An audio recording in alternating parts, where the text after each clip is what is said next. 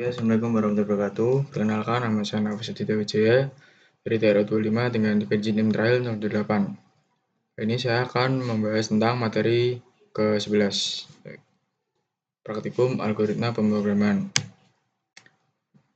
Materi 11 ini ada if else dan logika boolean, lalu ada for while, do while, literasi array dengan loop, program rata-rata nilai dan tabel berkalian, parameter copy dan reference, prototype fungsi, kode file HPP dan CPP, compile dan run program via terminal. If else adalah struktur percabangan dalam pemrograman yang digunakan untuk menentukan alur keputusan berdasarkan suatu kondisi. Saat program dijalankan, bagian if akan mengecek apakah kondisi bernilai true. Jika benar, maka perintah dalam blok tersebut dijalankan. Jika kondisinya false, maka program berpindah ke bagian else untuk menjalankan perintah alternatif. Kondisi yang diuji pada if else. Lalu ada logika boolean. Logika boolean yaitu tipe data yang hanya memiliki dua nilai, true dan false. Nilai boolean dapat berasal dari perbandingan seperti lebih besar atau lebih kecil sama dengan, atau dari operator logika seperti and, or, dan not. Operator boolean ini membantu membuat kondisi yang lebih kompleks, misalnya mengecek dua syarat sekaligus atau membalik nilai dari sebuah pernyataan. Dengan kombinasi if else dan logika boolean, program dapat mengambil keputusan secara cerdas sesuai aturan yang ditentukan. Lalu ada konstanta. Konstanta dalam C++ adalah nilai yang tidak dapat diubah selama program berjalan. Berbeda dengan variabel biasa yang nilainya bisa diperbarui, konstanta tetap sama dari awal hingga akhir eksekusi program. Konstanta digunakan untuk nilai yang bersifat tetap seperti angka, pi, atau batas tertentu. For while, konstanta dalam C++ adalah nilai yang tidak dapat diubah selama program berjalan. Berbeda dengan variabel yang biasa berbarui, konstanta tetap sama dari awal hingga akhir eksekusi program. Konstanta digunakan untuk nilai yang bersifat tetap seperti angka pi atau batas tertentu. Do while, salah satu jenis perulangan loop dalam C++ yang menjalankan kode minimal satu kali, karena pengecekan kondisi dilakukan di akhir perulangan, bukan di awal seperti while atau for. Ini berarti meskipun kondisi awal benar false, kode di dalam do tetap dieksekusi sekali sebelum cek kembali. Lalu ada literasi array loop, proses membaca, menampilkan atau memproses setiap elemen di dalam array menggunakan struktur perulangan. Karena array berisi banyak data yang disimpan berurutan di indeks.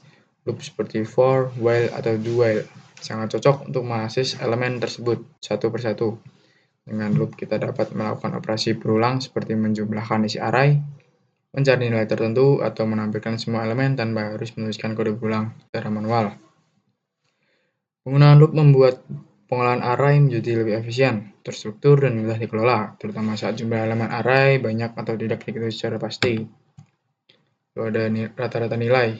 Program digunakan untuk menghitung nilai rata-rata dari beberapa data angka yang dimasukkan pengguna.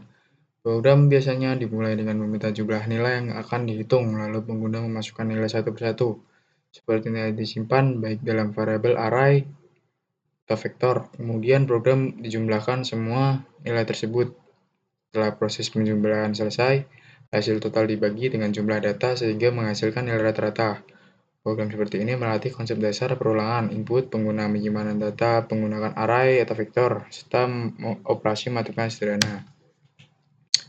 Lalu ada tabel berkalian. Program digunakan untuk mengambil hasil perkalian dari suatu bilangan secara berurutan dalam bentuk tabel. Program ini biasanya menggunakan loop, for, atau untuk menggunakan perulangan dari angka awal hingga akhir. Kemudian pada setiap iterasi, program mengalihkan angka tersebut dengan bilangan yang ingin dibuatkan tabelnya.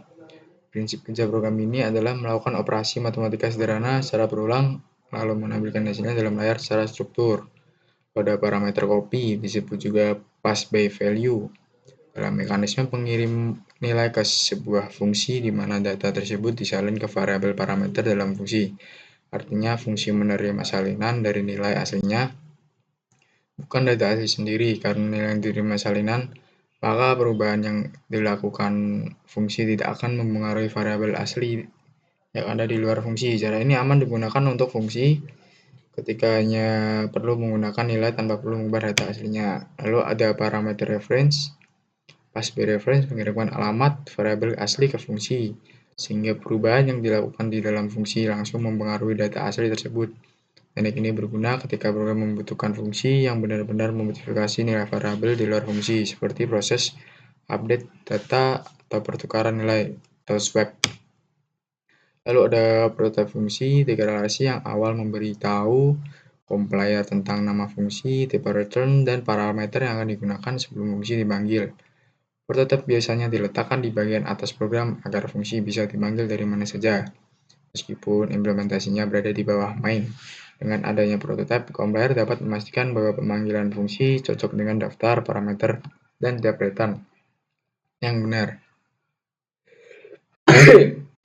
Konsep ini penting untuk menjaga struktur dan tetap rapi dan terorganisasi, terutama pada program besar yang memiliki banyak fungsi. Lalu ada HPP dan pemrograman C++, file HPP header digunakan untuk menyimpan deklarasi seperti prototipe fungsi, kelas konstan, atau definisi type.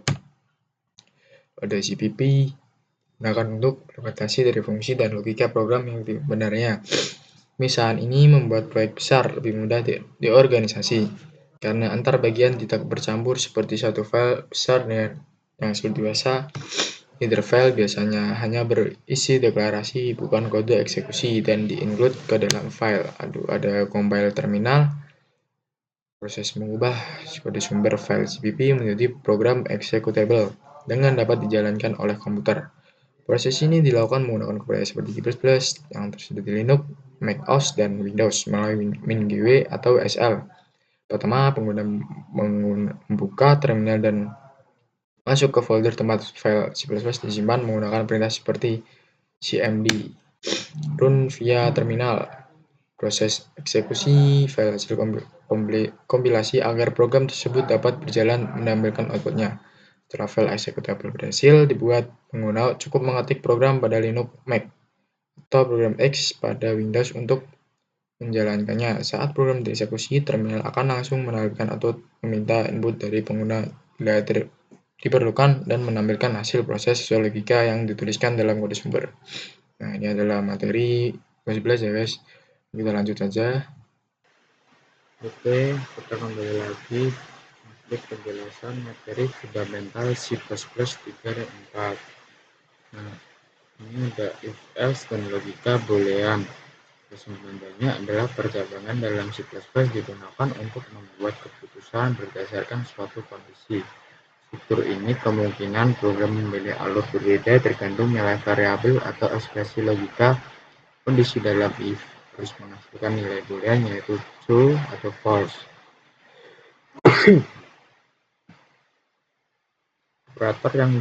Operator logika yang digunakan adalah sama dengan, tidak sama, and or not. Lebih besar sama dengan, kecil sama dengan. Percabangan terdiri dari if kondisi utama, else if kondisi tambahan, atau else jalankan bila semua kondisi salah. Percabangan sangat penting karena menentukan alur program, terutama dalam validasi data, menentukan kategori nilai, status kelulusan, mode operasi program, dan sebagainya. Ini adalah contoh program input atau output sederhana. Di awal CPP input stream using namespace std, masukkan nilai Anda. Lalu jika nilai di atau lebih besar sama dengan 90, kategori sangat baik.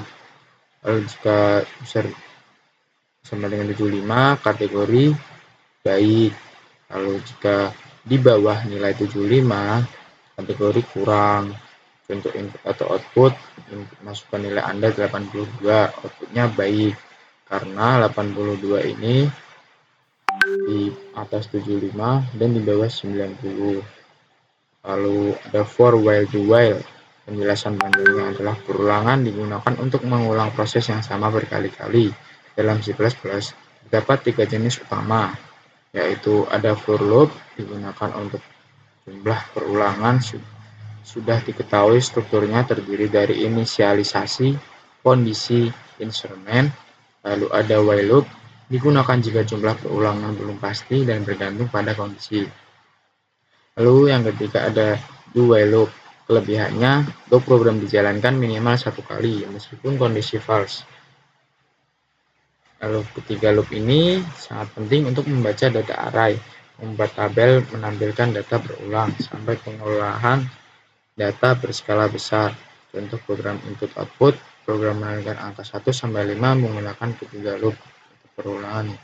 Ini adalah input main code for loop for input angka 1 i di sama dengan 5, lalu while loop input G sama dengan 1, while G sama dengan 5, lalu ini ada code while loop K sama dengan 1, do code adalah K sama dengan 5. Outputnya ini untuk for loop tadi while loop dan while loop kan menunjukkan angka 1, 2, 3, 4, 5.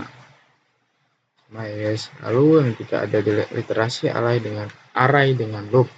Penjelasan panjangnya adalah array adalah struktur data yang menyimpan banyak nilai yang dengan tidak berdata sama. Setiap elemen array memiliki indeks mulai dari 0. Loops digunakan untuk membaca seluruh isi array agar efisien. Literasi array memakai for kemungkinan akses setiap elemen untuk menulis pada berulang. Importansi literasi array menampilkan data banyak dalam satu proses, menghitung statistik jumlah rata-rata, mencari nilai maksimum dan minimum, memanipulasi data. Inilah contoh programnya. Include iStream using expect std. Untuk main, untuk nilai 5. Ini ada nilai 5, ini adalah nilainya 80, 75, 90 dan seterusnya. Lalu daftar nilai. Input 0 i besar nilai 5, nilai ke i, nilai i n. Lalu output yang keluar daftar nilai ke 0 80, nilai ke 175, nilai ke 2 90, nilai ke 3 85, dan nilai ke 4 70. Ini adalah iterasi array dengan loop atau perulangan. Lalu ada program rata-rata nilai dan tabel perkalian. Dua contoh program dasar ini melatih penggunaan loop, manipulasi array, operasi matematis, logika pengulangan bertingkat, atau nested loop. Program rata-rata sangat umum dalam pengolahan data numerik, sedangkan tabel perkalian melatih nested loop untuk format tabel. Ini adalah contoh program rata-rata input dan outputnya. Ada kita masukkan jumlah nilai, nilai 0, input nilai 0, i 0, i besar dari n, i plus input nilai ke i, total plus nilai rata-rata float, ini nilai ketiga, untuk nilai ke 1 80, untuk nilai kedua 70, untuk yang keluar ketiga 90. Ini rata-rata nilai ini ya guys. Lalu ada parameter copy dan reference. Penjelasan panjangnya adalah dua cara mengirim data ke fungsi. Pass value copy, nilai dikirim sebagai salinan sehingga perubahan dalam fungsi tidak mempengaruhi variabel. Lalu ada pass by reference, menggunakan n fungsi menerima alamat variabel asli sehingga perubahan ini fungsi mengubah data asli. Maksud ini penting untuk modifikasi data dalam fungsi, efisiensi memori, menghindari salinan besar, pengolahan dan struktur data besar. Ada program copy dan reference. Sini std void copy x sama dengan 10, y sama dengan 10. Outputnya keluar nilai A copy 5, nilai B reference 10. Ini di copy, jadi mengganti nilai aslinya. Lalu ada prototipe fungsi. Penjelasan tentunya adalah deklarasi fungsi yang ditulis sebelum fungsi digunakan, gunanya untuk memberitahu compiler tentang nama fungsi, dan parameter yang harus diberikan, tipe data nilai kembali yang dikembalikan. Prototype biasanya digunakan untuk fungsi didefinisikan sebagai main atau diletakkan di file header HPP. Untuk programnya ini guys, input tambah input A, input B, prototype, lalu input N, out, hasil tambah 3, 4, A plus B, berarti hasilnya 7. Ini adalah penjumlahan. Lalu ada kode file HPP dan CPP. Penjelasan mengenai dalam program skala besar, kode dipisah menjadi beberapa file. HPP atau header file berisi deklarasi fungsi atau kelas prototype, CPP atau source file berisi implementasi fungsi. Keuntungannya kode lebih rapi, memudahkan pemeliharaan, memisahkan interface dan implementasi. Contoh sederhana dari HPP, CPP tambah input A, input B, mat CPP, mat HPP, A plus B, man CPP. Nah, ditambah 5 dan 3, hasilnya 8 gitu. Untuk compile dan run program via terminal, penjelasan panjangnya untuk menjalankan program C++. Compiler seperti G++ digunakan perintah dasar. Compile satu file, main G++ main cpp, program, jalankan. Slash program, compile beberapa file, tulis main cpp, manual program. Teknik ini wajib ini karena pemrograman profesional jarang hanya memakai satu file. Jadi sampai sini aja. Jika ada salah kata, mohon maaf ya guys. Terima kasih.